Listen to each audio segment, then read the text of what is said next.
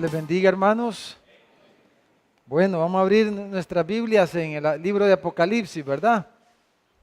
Le damos gracias al Señor porque nos concede, hermanos, poder estar juntos, a pesar, como oraba el hermano Josué, de tantos virus que andan, ¿verdad? Tantas cosas, pero aquí nos tiene el Señor por su bondad, su misericordia. Estamos en los primeros 3 versículos, hermanos, que es la introducción al libro, ¿verdad? Versículo 1, 2, 3 es la introducción al libro de Apocalipsis. Estamos ahí en la introducción. Vamos a volverlo a leer. Apocalipsis 1, 1 al 3. Dice: la revelación de Jesucristo, que Dios le dio para manifestar a su siervo las cosas que deben suceder pronto, y la declaró enviándola por medio de su ángel a su siervo Juan, que ha dado testimonio de la palabra de Dios y del testimonio de Jesucristo y de todas las cosas que ha visto. Dice: bienaventurado el que lee, los que oyen las palabras de esta profecía y guardan las cosas que en ella escritas, porque el tiempo está cerca. Entonces, hermanos, en esta introducción básicamente estamos viendo 3 cosas. Ya vimos 2, hoy vamos a ver la tercera. Lo primero que vimos es la primera palabra que aparece ahí en el versículo 1. ¿De qué trata el libro? ¿De qué trata el libro, hermanos? De la revelación de Jesucristo. Ese es el tema del libro, la revelación de Jesucristo. Entonces dijimos que este es un libro que podemos comprender, que podemos entender, que deberíamos entender o que deberíamos hacer el esfuerzo por entenderlo, ¿verdad? Porque el libro no es un misterio, pero el libro nos habla del misterio que había estado oculto desde antes, desde las edades, como le dice Pablo a los Efesios y a los Colosenses, pero que ahora ha sido revelado a sus santos apóstoles, a sus profetas, a sus apóstoles. Dice Pablo a los Efesios, y que también dice Pablo a los Colosenses, nos ha sido revelado a nosotros los santos, el misterio de la iglesia, el misterio de Dios, el misterio de Cristo, el misterio del Evangelio. Pero Apocalipsis nos descubre ese misterio, el misterio del Evangelio. Por eso le hemos titulado al libro el Evangelio descubierto, porque el libro es una revelación. Antes de revelar, decíamos, el negativo está en negro, está oscuro, ahí no se puede ver nada, pero una vez se revela, podemos ver las imágenes, podemos ver claramente. Entonces, el libro de Apocalipsis, en primer lugar, es una revelación y debemos entonces tener la confianza de que debemos de entender el mensaje, deberíamos de entender el mensaje, porque las cosas misteriosas o escondidas son de Dios, leímos, ¿verdad? Ya Deuteronomio 29, 29, pero las reveladas son para nosotros. Entonces, eso fue lo primero. Lo segundo que vimos la semana pasada, hermanos, es que dice en el versículo 3 la naturaleza de este libro. ¿Cuál es la naturaleza? Y hablamos de que el libro debemos de leerlo como literatura, como leemos cualquier otro libro, ¿verdad? Pero nos dice el versículo 3 cuál es la naturaleza de este libro. Dijimos que no es un libro de historia, ¿verdad? Entonces desde ahí debemos eliminar la idea de que el libro de Apocalipsis es una cronología. El libro de Apocalipsis no es un libro histórico como Hechos, como los Evangelios o como cualquier otro libro histórico del Antiguo Testamento, sino que ¿cuál es la naturaleza del libro de Apocalipsis, hermanos? Es literatura apocalíptica, ¿verdad? Vimos, dice el versículo 3, las palabras de esta profecía, es una profecía, su naturaleza es profética, es una profecía, es literatura apocalíptica, se conoce. Entonces, vimos algunas dos cosas básicamente para interpretar el libro de Apocalipsis. Número uno, el principio básico para interpretar la Biblia es que la Biblia se interpreta ¿con qué, hermanos? Con la Biblia. La Biblia interpreta la Biblia. No necesitamos otra cosa más. La Biblia es suficiente para explicarse a sí misma. La Biblia se explica a sí misma. Y ese es el principio de la sola escritura. No necesitamos otras cosas más. Gloria a Dios por los comentaristas, nos ayudan. Gloria a Dios por todas las demás cosas y todas las ayudas que podamos usar y que son necesarias. Pero la Biblia se interpreta a sí misma. Ese es el principio de la sola escritura, la sola palabra.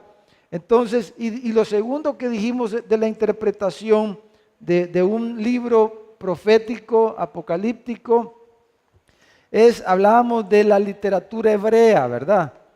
Y una figura literaria que se ocupa mucho en la literatura hebrea. ¿Cómo se llamaba esa figura literaria? ¿Cómo se llama? Paralelismo.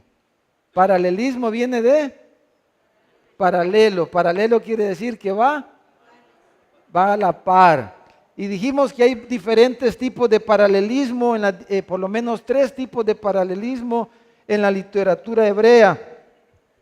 Entonces, el libro de Apocalipsis, hermanos, dijimos que encontramos esa figura literaria de una manera muy repetitiva. Hay muchos paralelismos en el libro de Apocalipsis.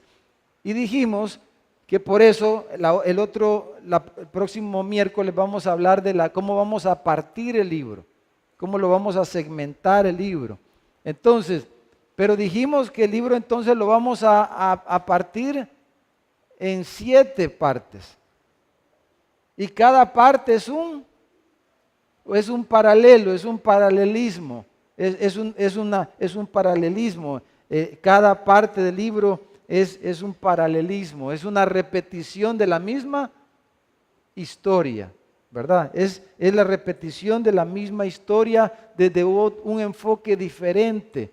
Y vamos a ver eso. Pero dijimos que las figuras literarias las usamos en todos los idiomas, en todos los lenguajes que nosotros usamos. Por ejemplo, en el idioma español, la hipérbole, ¿verdad? ¿Qué es la hipérbole?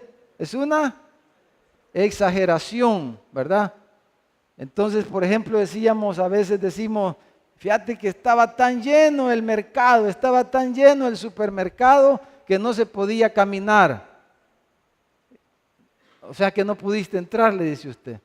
No, le diría, no, estaba bien lleno, quiere decir, pero no es que no podía caminar literalmente, ¿verdad? Pero está haciendo es una hipérbole, o sea, usamos esas figuras de lenguaje sin darnos cuenta. Entonces así, cuando leemos la Biblia, leemos un libro literario, cualquiera que sea, debemos de usar las figuras literarias de los idiomas. Entonces, el paralelismo es sumamente importante en la literatura hebrea. Entonces, acuérdense que los escritores eran hebreos, ¿verdad? Eran israelitas, eran del pueblo de Israel. Eso fue lo segundo. Y lo tercero que vamos a ver esta noche, hermanos, vamos a hablar del enfoque de interpretación, los enfoques de interpretación. Vamos a hablar de eso esta noche, los enfoques de interpretación. Y para eso es bien importante lo que dice el versículo 1, el versículo 2 y 3. Los 3 hablan del enfoque que deberíamos de tener. En el versículo 1 dice que la revelación es para manifestar a sus siervos. Es para que los siervos, dice, sus siervos le conozcan lo que el Señor quiere que sepan. El versículo 2 habla de que ha dado testimonio dar testimonio para que se conozca las palabras, dado testimonio de la palabra de Dios, el testimonio de Jesucristo, de las cosas que has visto, es para contar Juan nos está contando las cosas que él ha visto, está dando testimonio, quiere que sepamos. Entonces, cuando nosotros contamos algo, si lo hacemos con el propósito correcto, entonces uno cuenta algo para que al otro le aproveche, a no ser que sea chambre, ¿verdad? Pero si no, uno dice las cosas para que al otro le beneficie, le aproveche. Y de eso se trata este libro. Cuando Juan escribe el libro, él escribe lo que Dios le manifestó a él como siervo, en versículo 1, ¿verdad? Él dice manifestar a su siervo, Juan, está hablando, ese siervo en particular era Juan, a quien el Señor le manifestó estas cosas a través de su ángel. Pero Juan, a su vez, ahora él está dando testimonio, él está contando estas cosas que él ha visto. ¿A quiénes? A la iglesia, a las 7 iglesias del Asia Menor. Él les está manifestando a través del libro las cosas que él ha visto, se las está contando, se las está manifestando. Entonces el versículo 3 dice, ¿para qué se las está contando? ¿Para qué se las está manifestando? ¿Por qué Juan no se quedó con lo que vio en las visiones que tuvo? ¿Por qué él no se quedó solamente él con ese conocimiento? ¿Y por qué él escribió? ¿Y por qué él les manda el libro a todas las iglesias a las que él servía, dijéramos? ¿Por qué se lo manda? El versículo 3 dice, ¿por qué? Porque él quiere que ellos sean ¿cómo? Bienaventurados. Él quiere que al leer el libro ellos sean bendecidos, que ellos sean bienaventurados, sean felices. Al leer este libro, al leer lo que él les estaba mandando, estas palabras, cuando ellos las oyeran, las palabras de esta profecía, cuando ellos la leyeran, cuando las oyeran, pero la idea es de que al oírlas y al leerlas, ellos las guardaran. Quiere decir que las obedecieran, que las pusieran en práctica, estas escrituras, que guarden las cosas que en ella escritas, dice. Y dice que el tiempo está cerca, como dice el versículo 1, ¿verdad? Cosas que deben de suceder pronto. Entonces, eso nos da la clave. Vamos a ver los enfoques que han habido a través o han existido a través de la historia de la iglesia, de cómo se han interpretado el libro de Apocalipsis. Y esto que acabo de decir nos va a dar la razón por qué lo vamos a enfocar como lo vamos a enfocar este estudio. ¿De acuerdo? ¿Me estoy dando a entender, hermano? Bueno, entonces veamos ahí, vamos a leer en la pantalla lo siguiente. Queremos estudiar el libro, ¿verdad?, de Apocalipsis para que nuestra fe sea fortalecida, no solo para tener conocimiento, para ver que alguna curiosidad que queramos saciar, no es para que se saciar alguna curiosidad, no, lo estamos estudiando para que nuestra fe se fortalezca. ¿Para qué? Para que podamos enfrentar al enemigo que nos confronta, que es Satanás. Nosotros tenemos un enemigo de nuestras almas. Si usted es un creyente, es un hijo de Dios, un cristiano. Ahora, si usted no ha entregado su vida a Cristo, este no es su enemigo, este es su amigo y su padre, ¿verdad? Dijo Jesús. Entonces, ese sí es un problema grande, pero tiene solución. La solución es el Evangelio.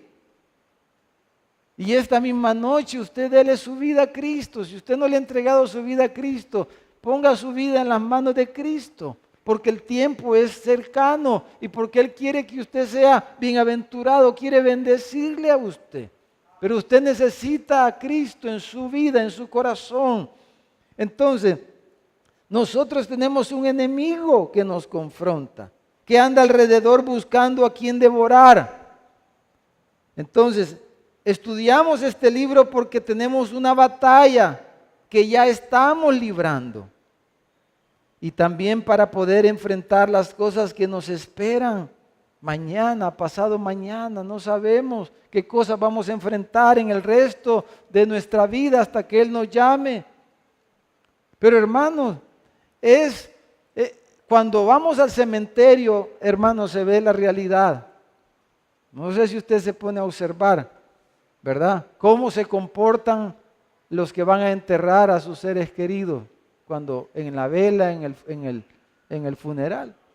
¿Cómo nos comportamos? Porque Pablo dice, no quiero, hermanos, que ustedes sean como los que no tienen esperanza. ¿Y cómo se comportan los que no tienen esperanza en el funeral? Están desconsolados. Están abatidos, desconsolados, no hay manera de consolarles porque no tienen esperanza. Pero dice, pero ustedes sí tienen esperanza, por eso no quiero que sean como los que no tienen esperanza, dice Pablo. Entonces necesitamos estar preparados para enfrentar todo lo que está por delante y enfrentar finalmente la muerte. La muerte de nosotros mismos, la muerte de nuestros seres queridos. Hemos de enfrentar estas cosas y necesitamos fortalecer nuestra fe para poder dar testimonio de las cosas que hemos conocido acerca de nuestro Señor Jesucristo. Entonces, queremos hacer esto a pesar que ningún otro libro del Nuevo Testamento presenta retos de interpretación más serios y difíciles que este, ¿verdad? Porque está tan lleno de simbolismo, hemos dicho. Entonces, pero esto lo hace difícil. A pesar de todo eso, queremos estudiarlo por estas razones. Pero debido a estas dificultades en la interpretación, hermanos, han habido diferentes enfoques o diferentes ideas del libro. Entonces, veamos esta noche las ideas. Hay por lo menos 4 ideas o enfoques de interpretación. Vamos a ponerlas ahí. Número 1, el enfoque idealista. El enfoque idealista, ya lo vamos a explicar un poquito. Luego está el enfoque preterista. ¿Se acuerdan cuando yo nunca entendí eso, hermano? Más que era medio mudo, ¿verdad? ¿Se acuerdan los verbos el pretérito, cuando no, ya ve, pues se me traba la lengua. Pluscuamperfecto, ¿verdad? Entonces, pretérito, ¿qué quiere decir? Pasado, ¿verdad? Es del pasado. Enfoque pasado. Está el enfoque futurista, que es lo contrario. Y está el enfoque historicista. Son 4 enfoques diferentes de cómo podemos... Entonces, los primeros 2, el enfoque idealista y el enfoque preterista, hermano, esos, dijéramos, no han tenido mucho auge en nuestra época. Casi ni se habla de eso en nuestra época, ¿verdad? Y en nuestro medio peor. Pero esos 2 enfoques casi no se hablan en la iglesia evangélica, pero han existido en la historia de la iglesia. Entonces el enfoque idealista ve Apocalipsis, hermanos, solamente como una muestra gráfica de la guerra espiritual, la guerra cósmica entre la fuerza del bien y del mal, dijéramos. Ve así el libro de Apocalipsis, la guerra entre la verdad y la mentira. Entonces, al verlo así, aísla el libro, ¿verdad?, de cualquier referencia histórica y desnaturaliza el libro de Apocalipsis de su propia naturaleza, la redundancia, el aspecto profético del libro. Al desligar el libro, este enfoque, y solo lo ve como una forma simbólica de ver la guerra entre el bien y el mal, la verdad y la mentira a través de los tiempos, entonces desnaturaliza el aspecto profético del libro, que como ya vimos, el mismo libro dice que esa es su naturaleza, es la profecía, es profético. El mismo libro declara de sí mismo, por lo que su propósito, dicen ellos, decían solo enseñar verdad espiritual. Entonces, ese es un enfoque. No nos vamos a detener mucho ahí. Luego tenemos el enfoque preterista. Entonces, este enfoque, hermano, o sea, del pasado, considera que todos los eventos en el libro, que el libro habla de Apocalipsis, ya se cumplieron. Todos los eventos que el libro habla ya se cumplieron en el primer siglo, en el siglo primero. Entonces, pero ellos dicen que nos ayuda en el sentido que nos anima al decirnos lo que ocurrió en ese tiempo y cómo todo condujo a un glorioso periodo en el imperio romano, ¿verdad? Que se convirtió en cristiano, ¿verdad? Los que tienen más noción de la historia de la iglesia, después de la muerte de Cristo, de los apóstoles, ¿verdad? Y la iglesia del primer siglo llamamos la iglesia primitiva, toda la iglesia primitiva hasta el año 321, si no me falla la memoria, el año 321, cuando Constantino llega a ser el emperador romano, y Constantino declara que la religión cristiana era la religión del imperio, ¿verdad? Entonces, desde el principio hasta el año 321, la iglesia fue perseguida casi de una manera, de otra, de una forma directa o indirecta, pero la iglesia siempre fue perseguida durante esos 3 siglos, dijéramos, ¿verdad? Fue perseguida la iglesia. Pero cuando Constantino declara que el cristianismo era la religión del imperio, entonces el que se hacía cristiano recibía muchos beneficios del Estado romano. Como que dijeran ahorita, ¿verdad? Nuestro presidente, ¿verdad? Dijera, todos los cristianos a partir de esta fecha, porque quiere que ganar otro periodo, dijéramos, ¿verdad? Y dijera, todos los cristianos, y como se dice que evangélicos y católicos, a partir de esta fecha ya no le van a pagar IVA cuando vayan al súper, ni al almacén, ni nada. ¿Cuántos dirían que son cristianos, hermano? Todos dirían que son cristianos. Ya dicen todos que son cristianos, ¿verdad? Aquí en el país. Todos somos cristianos aquí en el país.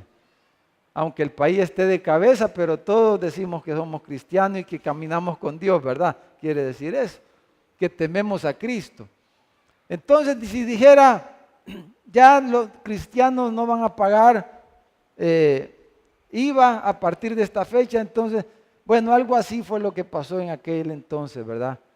Ya los cristianos ya no fueron perseguidos y en lugar de eso, el Estado romano, queriéndose como compensar todos los años de persecución, entonces comenzó a darles beneficios y privilegios y a reconocer que había fallado y a poner en alta estima a los cristianos. Entonces, hermanos, de ese momento la iglesia cristiana comenzó a relacionarse con el Estado y la iglesia comenzó a desviarse, ¿verdad? Y entonces la iglesia cristiana, después que decimos católica, ¿verdad? Gobernó prácticamente el planeta. ¿Por cuántos años? Por 1 milenio, ¿verdad? Por 1000 años. Hasta los 1500, la iglesia católica desde el 50, 400, desde el 500 hasta el 1500, la iglesia católica a través del Papa, eran los que mandaban, hermano. El Papa era el que le mandaba a los reyes, porque la iglesia era la que gobernaba, ¿verdad? El Estado. Entonces, este fue un enfoque de aquel entonces. Como que ahí se cumplió el milenio, creían ellos, ¿verdad? El reino de Cristo, porque el Papa era, y esto había en su entendimiento, el representante de Cristo, es Cristo en la tierra, ¿verdad? Es Cristo en la tierra, el Santo Padre, ¿verdad? Entonces el Papa gobernó por 1000 años en la tierra, todos los países. Entonces este enfoque preterista, hermano, fue propuesto en el siglo XVII, en 1614, después de la Reforma Protestante. Fue propuesto este enfoque. Entonces, pero, por ejemplo, si usted lee Apocalipsis 10:6, vamos a ver qué dice Apocalipsis 10:6 Vamos rápido ahí, Apocalipsis 16.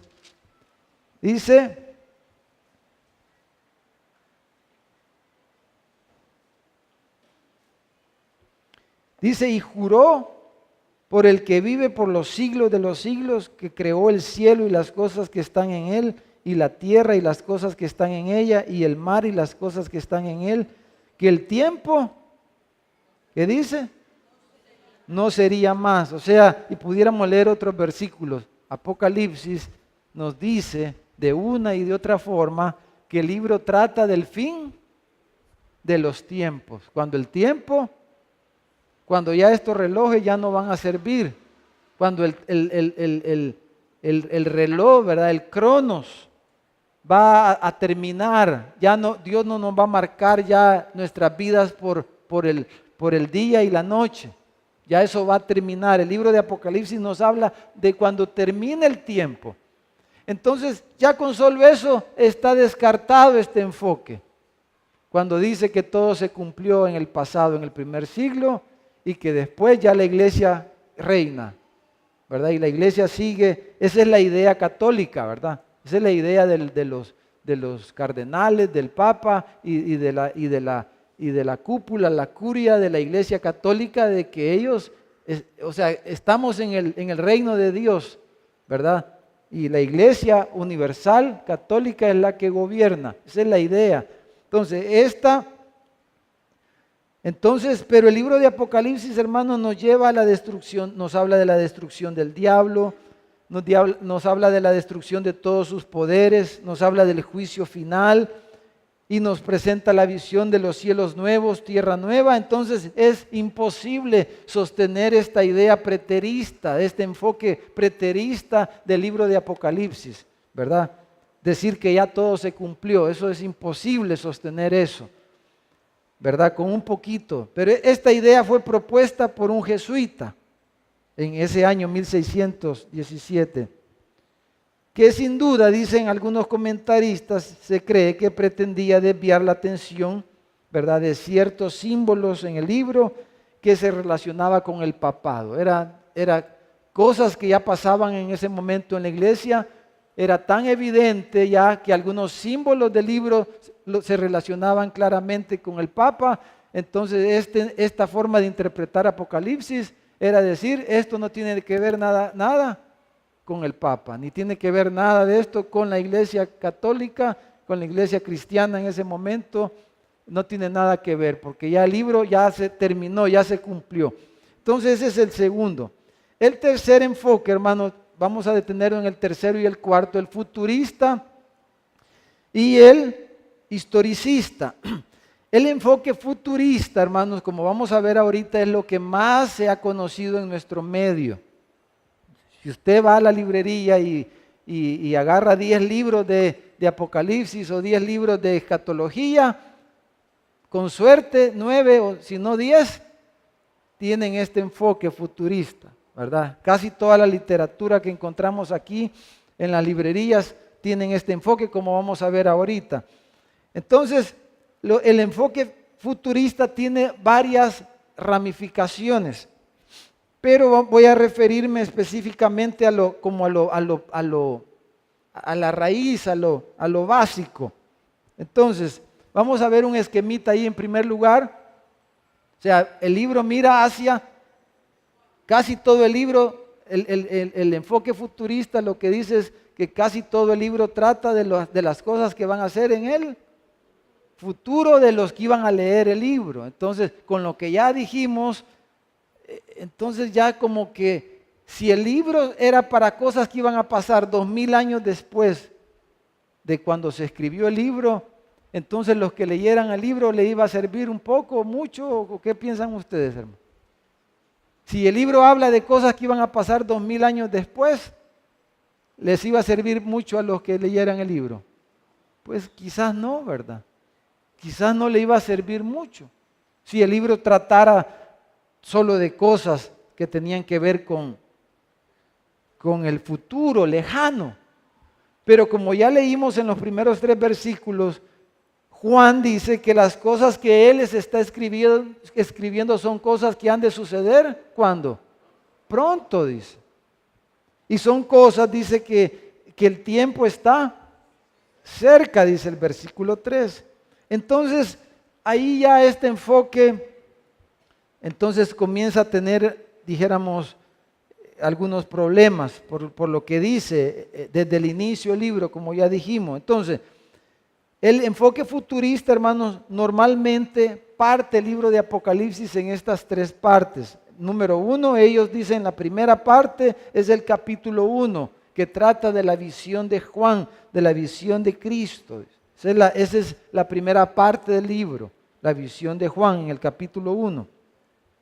Capítulo 2 y 3 dicen, eso trata de la era de la iglesia cristiana, ¿verdad? Habla de las 7 iglesias. Algunos lo ven como una descripción de la historia de la iglesia y que ahorita somos la iglesia de la Odisea supuestamente, según algunos, ¿verdad? De este enfoque, de esta forma de interpretar.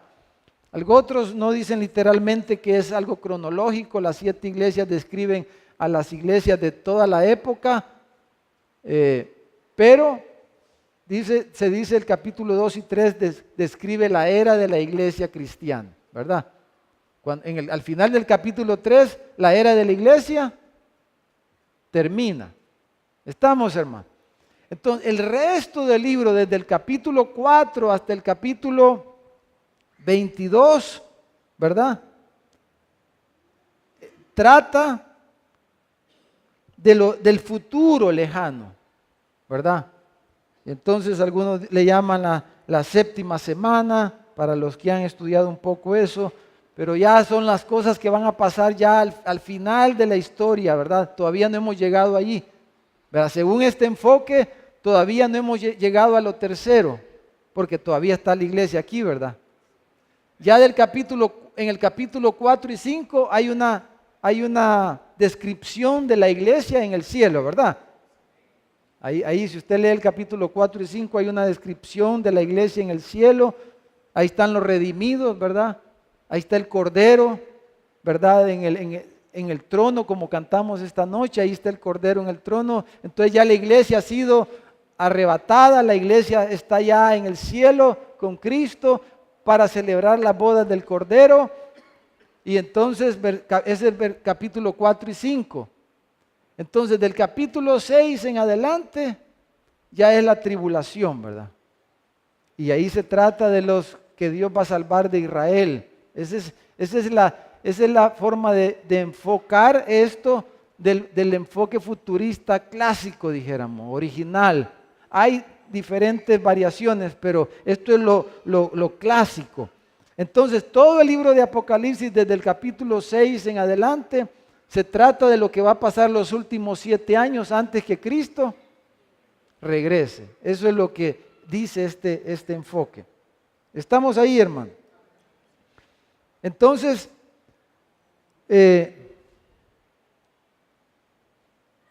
este enfoque, hermanos, al interpretar la Biblia, hace una gran distinción entre Israel como nación, o el pueblo de Israel, y la iglesia, casi como que fueran dos olivos distintos.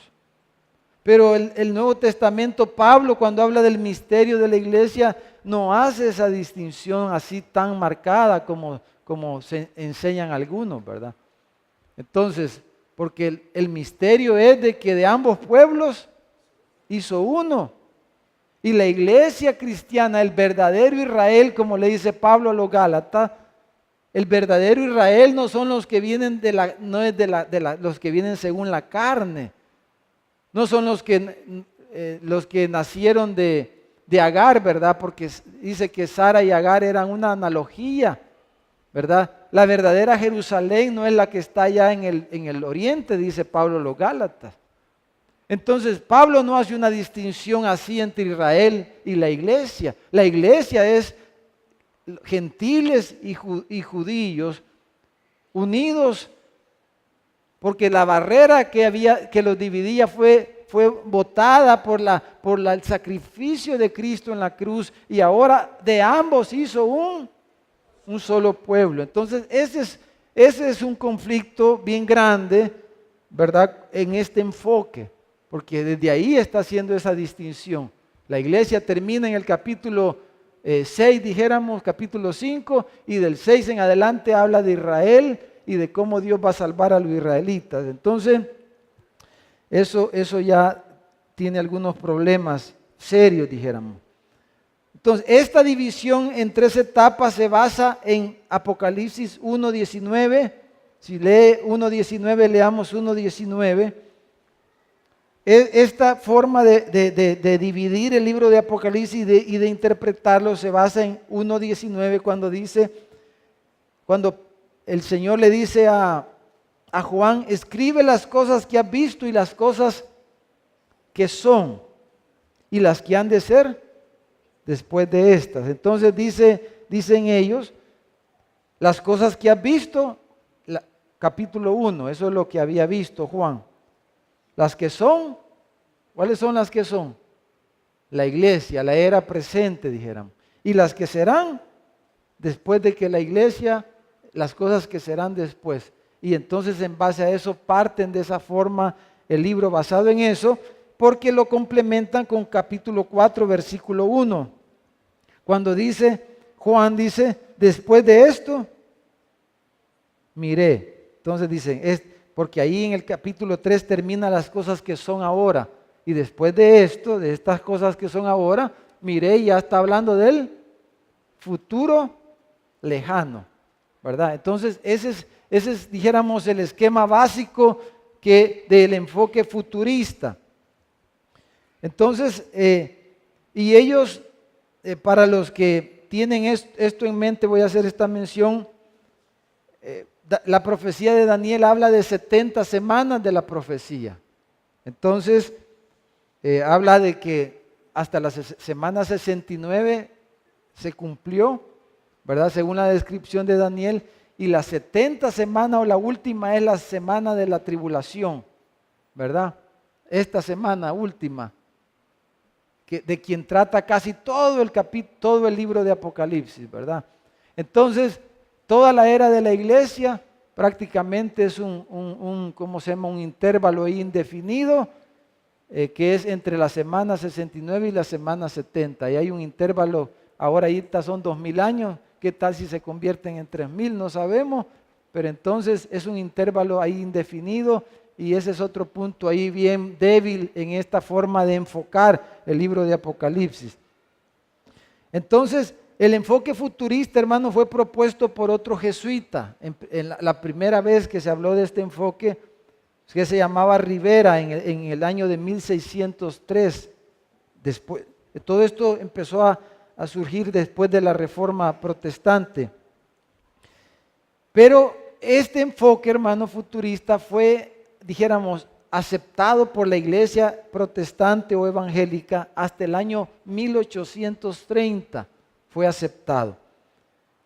Cuando fue enseñado, especialmente, por si alguien lo ha oído, de este señor J.N. Darby, un profeta, Darby, que se declaraba profeta, en las conferencias proféticas de esa época que se pusieron de moda en 1830. Entonces, este enfoque es totalmente opuesto al preterista, ¿verdad? A lo del pasado que acabamos de ver, y apunta hacia el futuro lejano. Ahora, hubieron hermanos futuristas, y hay hoy día futuristas, si le da otro clic, hermano Dani, si le da un clic, por favor. Ahí está. Entonces, entonces los futuristas hablan de un rapto secreto, ¿verdad? Al final de la era cristiana, y con el rapto, algunos, por eso digo que hay variaciones, ¿verdad? Pero esta es la idea original del concepto futurista. Entonces, que el rapto se da al principio de la tribulación, ¿verdad?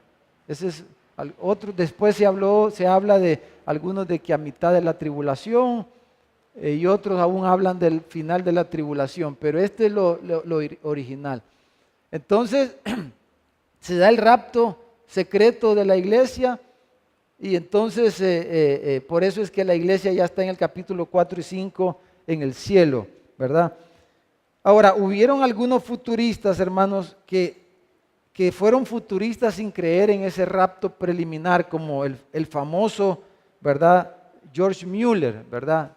A quienes han oído de él, por ejemplo, él.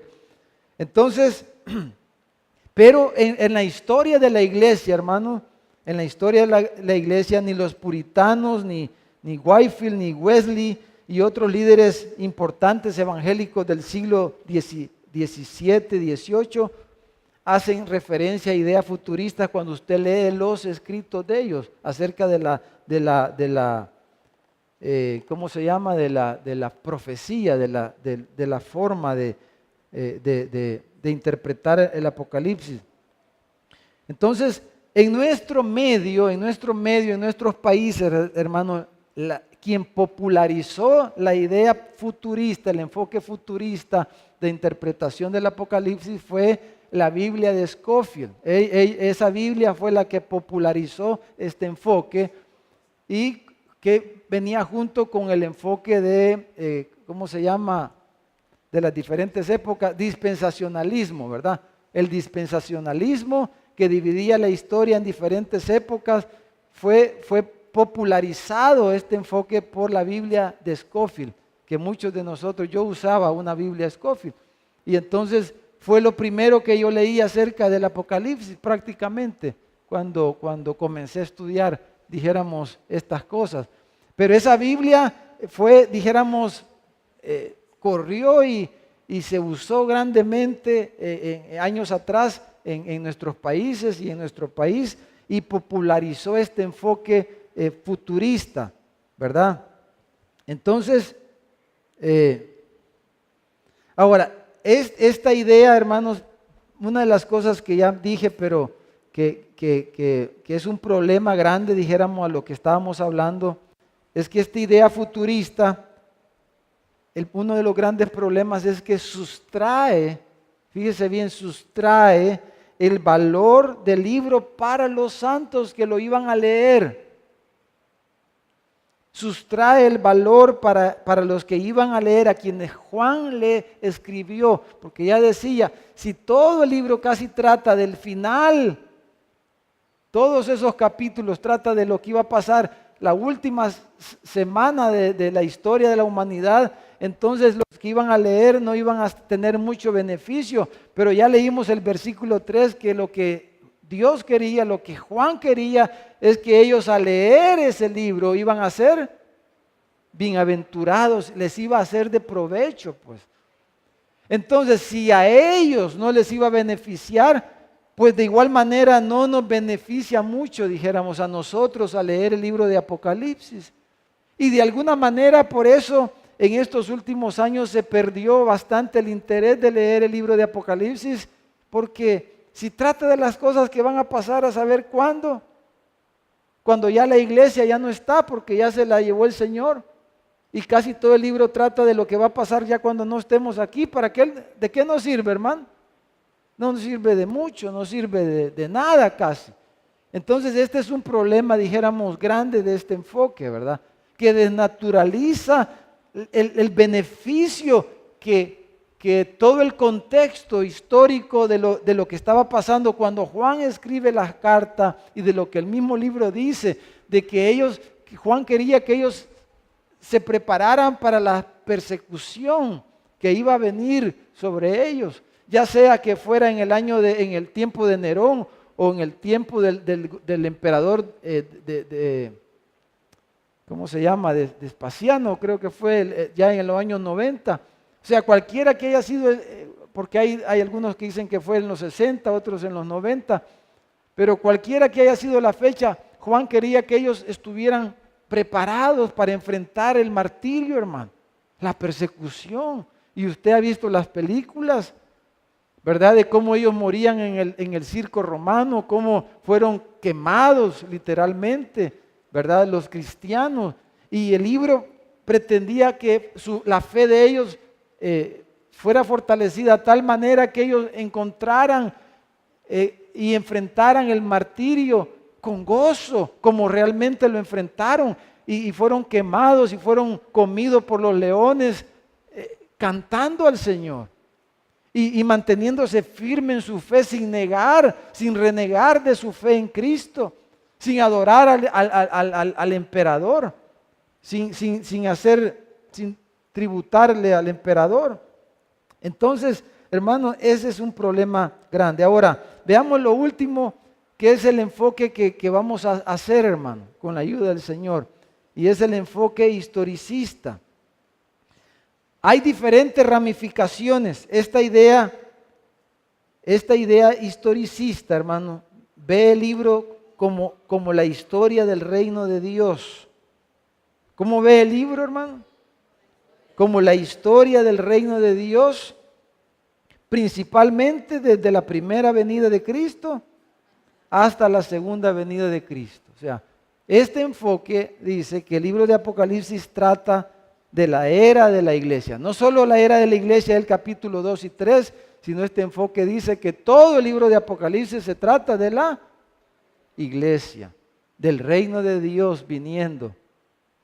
Desde que Cristo viene por primera vez hasta su retorno glorioso. Y ahí hay un pequeño esquema, ¿verdad?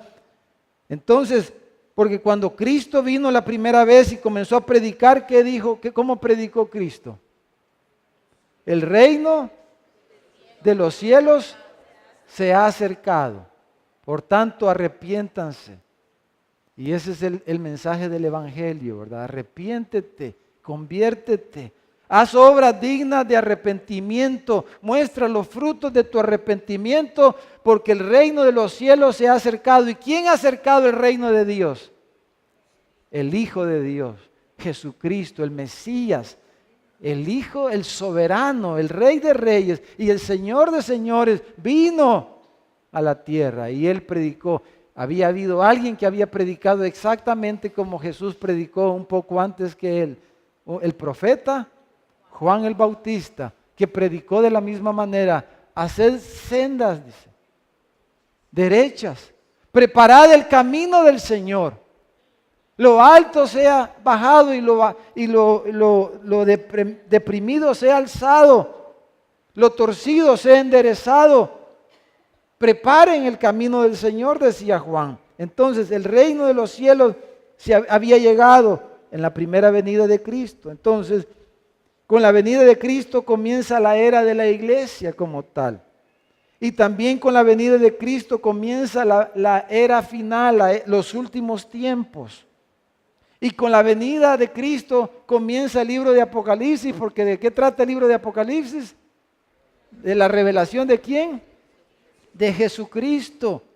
Hasta la primera venida de Cristo, hasta los evangelios, dijéramos. En el Antiguo Testamento Cristo estaba escondido, estaba oculto, era el misterio oculto. Ahora Cristo en vosotros, el misterio de gloria, ¿verdad?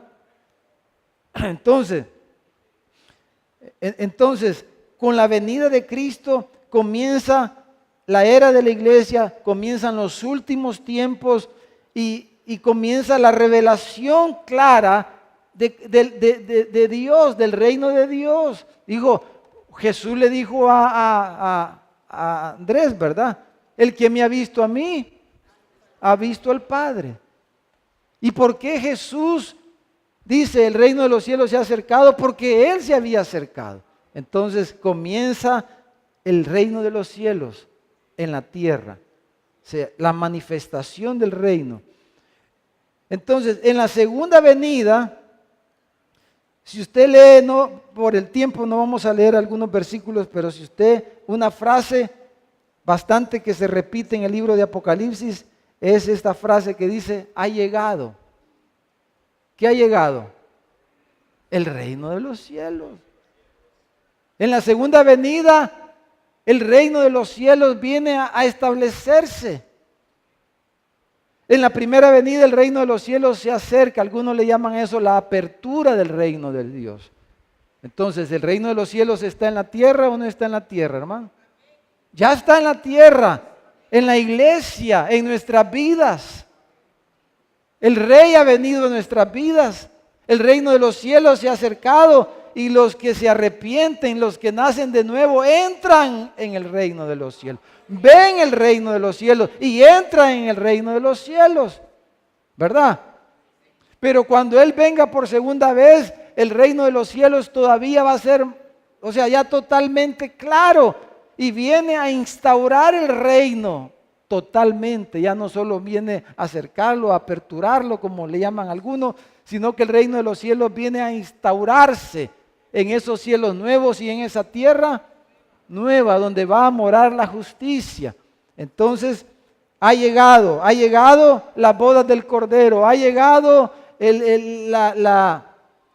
ha llegado las bodas del Cordero, ha llegado el reino de Dios, ha llegado la gran tribulación, ha llegado el Armagedón, ha llegado, todas esas cosas vienen con la venida de Cristo, ¿verdad?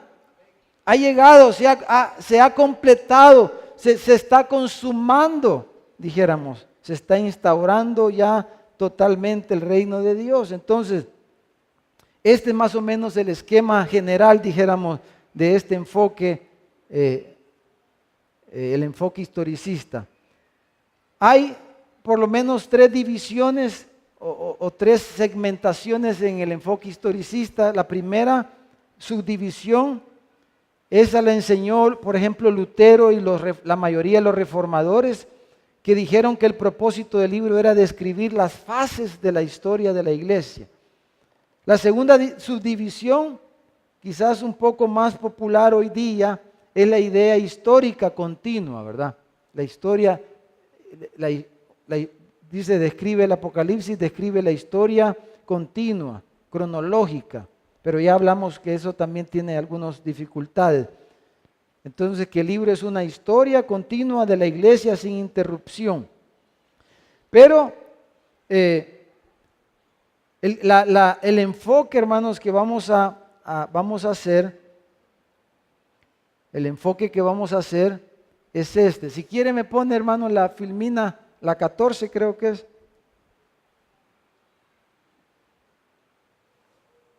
Esa. Dice, una tercera subdivisión de este enfoque es la idea historicista, que se conoce como espiritual, historicista espiritual. Entonces, ¿qué dice este enfoque, esta idea? Nos dice que el libro nos da los principios que gobiernan la vida y la historia de la iglesia cristiana, entre ambos advenimientos, como vimos ahí en la gráfica. El libro trata de los principios que gobiernan la vida y la historia de la iglesia cristiana entre la primera venida y la segunda venida de Cristo. Y es el desarrollo entonces del reino de Dios hasta su clímax último, su clímax máximo, que es en la segunda venida del Señor. Entonces no es tanto una descripción de cosas específicas que hayan sucedido o que van a suceder. No es una descripción detallada de cosas que ya pasaron o que van a suceder en el futuro, sino que nos dan los principios espirituales que gobiernan la historia de la iglesia, las cosas que la iglesia ha pasado a través de la historia en diferentes épocas, en diferentes contextos, en diferentes gobiernos, en diferentes situaciones, pero los principios que rigen esas cosas que vivieron los hermanos en el primer siglo y que nosotros también de alguna forma estamos viviendo hoy día, hermano. Entonces, de tal forma que el libro le aprovecha a cualquiera que lo lee, porque eso dice Juan. El que lee este libro le va a aprovechar, le va a bendecir, le va a fortalecer, lo va a hacer bienaventurado. Entonces tiene que ver con la vida de la iglesia en cualquier época, en cualquier momento. Cualquier cristiano debería de beneficiarse de este libro. Nos dice que el propósito del libro es mostrarnos el principio, la clase de vida del hermano. La clase de vida que debe de vivir y la que debe consagrarse la iglesia cristiana mientras está en la tierra, ya que la iglesia siempre está sujeta a opresión y persecución. La iglesia va a enfrentar, bueno, hoy orábamos, ¿cuántos hermanos están enfermos ahorita? Hermanos, buenos hermanos. no están disciplinados por el Señor y por eso están enfermos. No están enfermos porque tomaron mala cena del Señor, no, porque vamos a enfrentar todas estas cosas. Vamos a enfrentar los virus, las plagas, y el Apocalipsis habla de las plagas, por ejemplo. Habla de las guerras, de los rumores de guerra y de todas estas cosas, de las persecuciones, de los sufrimientos. Y que todas estas cosas las vamos a enfrentar como cristianos, como iglesia, como hijos de Dios. Pero en medio de todas esas cosas somos más que vencedores por medio de aquel que nos amó y que murió por nosotros, hermano. Amén. Entonces, este enfoque, hermano, no vincula los acontecimientos con gobiernos específicos o épocas exactas. No se trata de eso. Ya vimos cuántos se equivocaron, ¿verdad? Los primeros libros que leí yo decían que el microchip, o no era microchip, sino que no me acuerdo qué era, la marca de la bestia, hoy es un microchip y mañana va a ser otra cosa. Según lo que son especulaciones. Pero la marca, más que algo físico, es algo espiritual, la marca. Porque los cristianos tienen una marca ya. Pablo le dice a Timoteo, conoce el Señor a los que son suyos. ¿Por qué los conoce? Porque tienen un sello. Y si usted, como va a interpretar con la Biblia que es el sello del cristiano, usted va a Efesios y dice que ¿cuál es el sello del cristiano? El Espíritu Santo. Entonces el Señor, cuando ve una vida, la ve con el Espíritu Santo o sin el Espíritu Santo. Y si tiene el Espíritu Santo, es de Él. Está sellado por el Señor. Esos son los sellados, los que tienen el Espíritu Santo. Es un sello espiritual. Igual manera los inconversos tienen su propio sello, ya están sellados. También. Pero es una marca más, es espiritual más que física. Claro, lo espiritual, lo interno se refleja en lo externo, ¿verdad? De alguna manera. Como usted es, así usted aparenta por fuera. Según lo que usted cree, lo que entiende, así usted se viste, así se comporta, así hace esto, así hace lo otro, según como usted cree. Según sus creencias espirituales, sus valores espirituales. Así entonces la gente actúa por fuera. Entonces no se trata de vincular cada cosita con un gobierno, con una época exacta, sino los principios bajo los cuales la historia de la iglesia se desarrolla en todo tiempo y época. Apocalipsis entonces, hermanos, ya no se trata de un rompecabezas acerca de los tiempos y épocas que nos indican acontecimientos políticos, sino que es un libro espiritual, como toda la Biblia, que habla a nuestro corazón y a nuestra experiencia y nos ayuda a vivir día a día. Contiene advertencias e instrucciones, así como consuelo. Y de ahí que se convierte en un libro práctico y vital para el día a día de la iglesia, mientras la iglesia esté en este mundo, en esta tierra. Necesitamos, entonces, terminemos, hermano. Tal vez vienen los hermanos músicos. Por eso, ahí está otra vez el gráfico, pero quería terminar con ese versículo que aparece ahí. Porque el Señor le dijo a sus discípulos, cuando ustedes oren, les dijo, van a orar así. Padre nuestro que estás en el cielo, santificado sea tu nombre. Y lo primero, después de adorar a Dios, de reconocerlo a Él como nuestro Padre soberano que gobierna en los cielos, que está sobre todo, que está en lo alto, nuestro Dios soberano, después de reconocerlo y adorarlo por sus atributos, porque Él es Dios, ¿qué es lo primero que le vamos a pedir, hermano? ¿Qué es lo primero que le debemos de pedir, hermano? Antes de pedirle un carro nuevo, ¿qué le va a pedir? Que ese carro va a ser ¿para qué? Para su reino. Usted quiere casa nueva. Bueno, pídasela. Si usted siente que necesita otra casa, pídasela, pero antes de pedírsela, dígale, venga tu reino. Que esta casa sea para que tu reino se viva aquí en esta casa. Pero ¿para qué un cristiano va a querer una casa nueva para la impiedad? Para la maldad de los hijos, para la maldad de los nietos, para la maldad de ese hombre, de esa mujer o quien sea que viva ahí. No. Entonces dice, van a orar así, dice, venga tu reino, porque ese es el punto principal de lo que está pasando ahora, de lo que va a pasar mañana hasta que Él regrese, hermano. Eso es lo que va a quedar, eso es lo más importante, eso es lo único que tiene fundamento, el reino de Dios. Por eso dice que recibiendo, dice Hebreos, un reino inconmovible, tengamos temor, dice, y tengamos gratitud, y así sirvamos al Señor. Pero ¿qué estamos viviendo? Eso estamos viviendo hoy, hermano. Porque la iglesia no está orando como el Señor dijo que orara. Para empezar, que no oramos. Y segundo, que oramos mal. Y como oramos mal, ¿qué vamos a recibir? Dice, ¿cómo vas a recibir si oras mal? Pero lo primero que debemos de pedir es esto, porque es lo más importante. Señor, vénganos tu reino. Ya el reino vino.